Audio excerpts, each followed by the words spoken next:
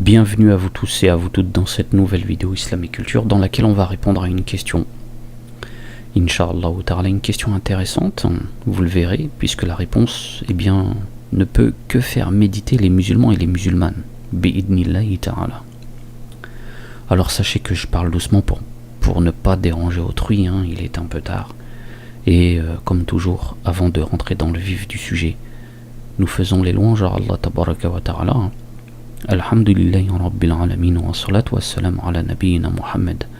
Toutes les louanges appartiennent à Allah tabaraka wa ta'ala et que la prière et le salut soient sur le prophète Mohammed. Alors ceci étant dit, la question c'est la suivante. Pourquoi les médias français, pourquoi les politiques détestent autant la Turquie d'Erdogan? Pourquoi détestent-ils autant la Turquie d'Erdogan? C'est une question intéressante à laquelle je pourrais parler des heures et des heures, mais je vais essayer de faire une vidéo de format radio de quelques minutes. Mais avant de répondre directement, sachez que depuis toujours l'islam est combattu et que cette hostilité ne date pas d'hier. Allah tabaraka wa ta'ala nous dit dans le Coran, dans la sourate 2 au verset 120, وَلَن تَرْضَ عَنْكَ الْيَهُودُ وَلَا النَّصَارَى حَتَّى تَتَّبِعَ مِلَّتَهُمْ. Et les juifs et les chrétiens ne seront jamais satisfaits de vous jusqu'à ce que vous soyez comme eux. Donc Allah tabaraka wa ta'ala dans son Coran, dans sa parole, nous enseigne qu'énormément de non-musulmans seront hostiles à la foi des musulmans et ne cesseront donc de combattre cette foi avec pour objectif de déshabiller les musulmans et les musulmanes de leur islamité.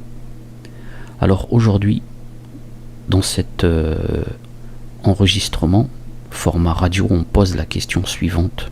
Pourquoi les médias français, les politiques, pas tous, mais pratiquement tous, détestent autant la Turquie d'Erdogan? Vous le savez, depuis des années, cette hostilité que nous venons d'évoquer se fait de plus en plus voyante. Dans les médias, la propagande islamophobe, médiatico-islamophobe, est de plus en plus présente, remplie d'amalgames, de mensonges, etc. Et il est fort connu que pour détruire le monde musulman, des stratagèmes ont été mis en place. Alors on pourrait en évoquer plusieurs. Mais ces stratagèmes, pour beaucoup de savants, se résument autour de 10. Et parmi ces 10-là, alors je reviendrai sur ce sujet dans un article et dans une vidéo plus longue, Inch'Allah ta'ala, mais sachez mes frères, mes sœurs, que dans ces stratagèmes figure le fait d'éloigner les musulmans et les musulmanes du Coran et de la Sunna authentique. Figure l'anéantissement du khilafa, du califat, ainsi que l'idée même d'y revenir. Le fait de diviser les musulmans, de les empêcher d'être unis. Le fait d'éloigner les musulmans et les musulmanes de la langue arabe, qui donne accès au Coran et à la Sunna, etc., etc. Le fait de propager les mauvais comportements, des mauvaises pensées dans la communauté musulmane, etc. On reviendra sur tous ces sujets, sur tous ces stratagèmes bi'idnillahi ta'ala, comme je vous l'ai dit dans un article et une vidéo plus longue. Mais parmi ces stratagèmes, on trouve aussi le fait pour permettre cela, empêcher aux musulmans d'être forts, de s'unir, de se réveiller, de revenir dans l'histoire avec un grand H, les Occidentaux, dans ces stratagèmes, ont pour objectif de faire en sorte que les musulmans soient dirigés par des dictateurs.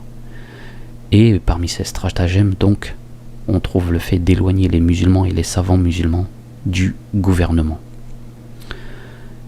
Donc il est voulu par les plus hostiles, par l'Occident, etc., pour empêcher au monde musulman de se réveiller, de se gérer par ses lois, par ses valeurs, de lui imposer des dictateurs qui sont au service de l'Occident et qui donc empêcheront cela et empêcheront aux musulmans d'accéder au pouvoir et de pouvoir donc changer les choses en bien.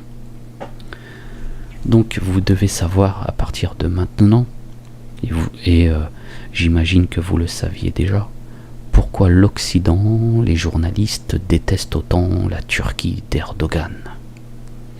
Parmi ces stratagèmes, mes frères, mes sœurs, il y a aussi le fait d'empêcher aux musulmans d'accéder à l'industrialisation. Il y a aussi le fait de faire en sorte qu'ils soient éternellement appauvris. Wal'iyadu billahi ta'ala.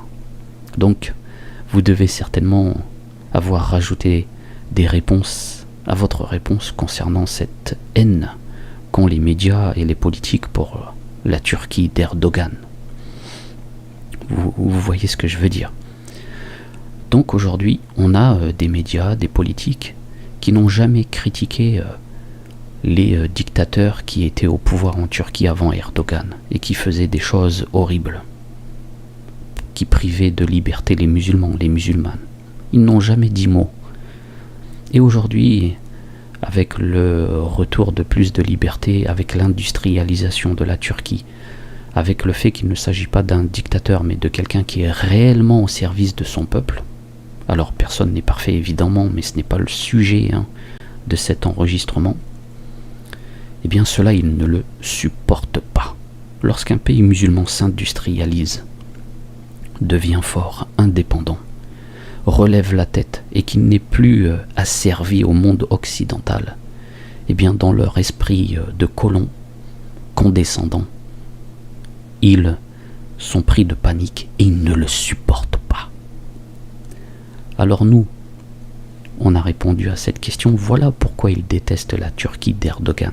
Car c'est un pays musulman qui eh bien, est en train de ne plus dépendre de l'Occident, qui est en train de ne... Il ne l'est plus d'ailleurs.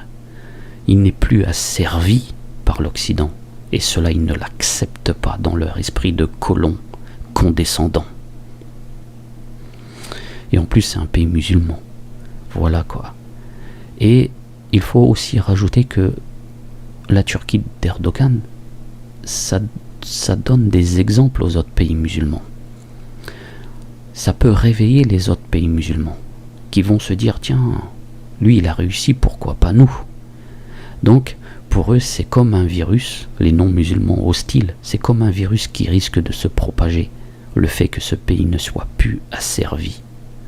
Donc voilà pourquoi ils détestent autant la Turquie d'Erdogan.